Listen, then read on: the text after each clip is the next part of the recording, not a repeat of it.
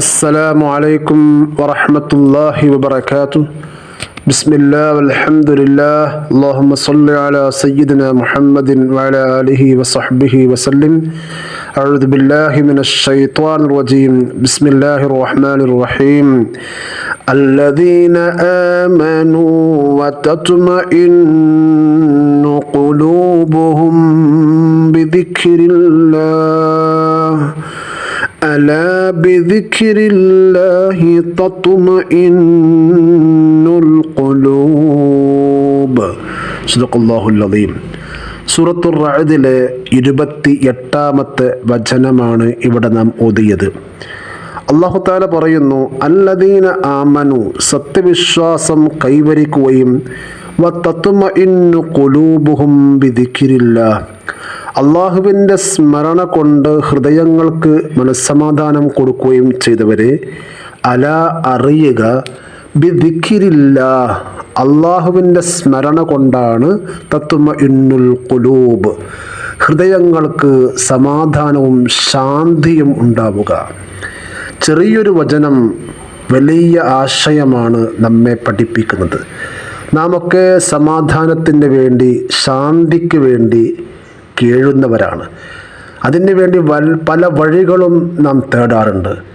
എന്നാൽ മനസ്സമാധാനം എങ്ങനെ ഉണ്ടാക്കിയെടുക്കാമെന്ന് ഈ പരിശുദ്ധ വചനം നമ്മെ പഠിപ്പിക്കുന്നു. നമ്മെ സൃഷ്ടിച്ച, നമ്മെ പരിപാലിക്കുന്ന സർവശക്തനായ അള്ളാഹുവിനെ സദാസമയം സ്മരിക്കൽ കൊണ്ടും അവന് ദിക്ർ ചൊല്ലൽ കൊണ്ടും നമ്മുടെ ഹൃദയങ്ങൾക്ക് സമാധാനം നേടിയെടുക്കാൻ, ശാന്തിയുണ്ടാക്കി തീർക്കാൻ നമുക്ക് സാധിക്കും. അനുഭവങ്ങളിലൂടെ ആ കാര്യം നാം മനസ്സിലാക്കിയവരാണ്. മഹാനായ നബിയുനാ റസൂലുള്ളാഹി സ്വല്ലല്ലാഹു അലൈഹി വസല്ലം തങ്ങൾ പറയുന്നുണ്ട്, ലൈസൽ ഗിനാ ബികസറത്തിൽ അർദ് വലാകിന്നൽ ഗിനാ ഗിനൻ നഫ്സ്. യഥാർത്ഥ ഐശ്വര്യമെന്ന് പറഞ്ഞാൽ ദുനിയവിയായ സൗകര്യങ്ങളും ചരക്കുകളും മറ്റും അധികരിക്കൽ കൊണ്ടല്ല. യഥാർത്ഥ ഐശ്വര്യം ഗിനൻ നഫ്സ്, മനസ്സിന് കിട്ടുന്ന ഐശ്വര്യമാണ്, സമാധാനമാണ്. അപ്പോൾ അതിനുള്ള ഒരു പോംവഴിയാണ് അള്ളാഹുവിനെ സദാസമയം സ്മരിക്കുക, അവന് വേണ്ടി ദിക്ർ ചൊല്ലുക എന്നുള്ളത്.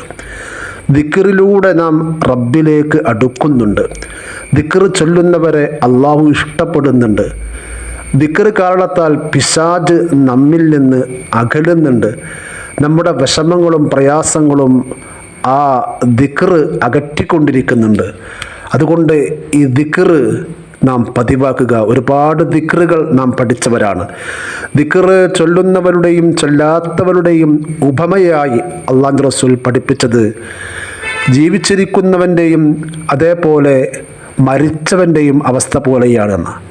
ദിക്ർ ചൊല്ലുന്നവൻ ജീവിച്ചിരിക്കുന്നവനെ പോലെയും ദിക്ർ ചൊല്ലാത്തവൻ മരിച്ചവനെ പോലെയുമാണ് എന്ന് അല്ലാഹുവിൻ്റെ റസൂൽ നമ്മെ പഠിപ്പിക്കുമ്പോൾ നാം ദാക്കിര്യങ്ങളിൽ ഉൾപ്പെട്ടാൽ മാത്രമേ രണ്ട് ലോകത്തും വിജയം കൈവരിക്കാൻ നമുക്ക് സാധ്യമാവുകയുള്ളൂ. ഒരുപാട് വചനങ്ങൾ ദിക്റിൻ്റെ മഹത്വം വിളിച്ചു പറയുന്ന ആയത്തുകൾ നമുക്ക് കാണാൻ കഴിയും, ഹദീസുകളും കാണാൻ കഴിയും. അല്ലാഹു സുബ്ഹാനഹു വ തആല അവനെ സ്മരിക്കുന്ന യഥാർത്ഥ മുത്തഖീങ്ങളിൽ നമ്മെയും ബന്ധപ്പെട്ടവരെയും ഉൾപ്പെടുത്തി അനുഗ്രഹിക്കുമാറാവട്ടെ. നമ്മിലും കുടുംബത്തിലുമുള്ള എല്ലാ പ്രയാസങ്ങളും അല്ലാഹു തീർക്കുമാറാവട്ടെ എന്ന് ദുആ ചെയ്യുന്നു.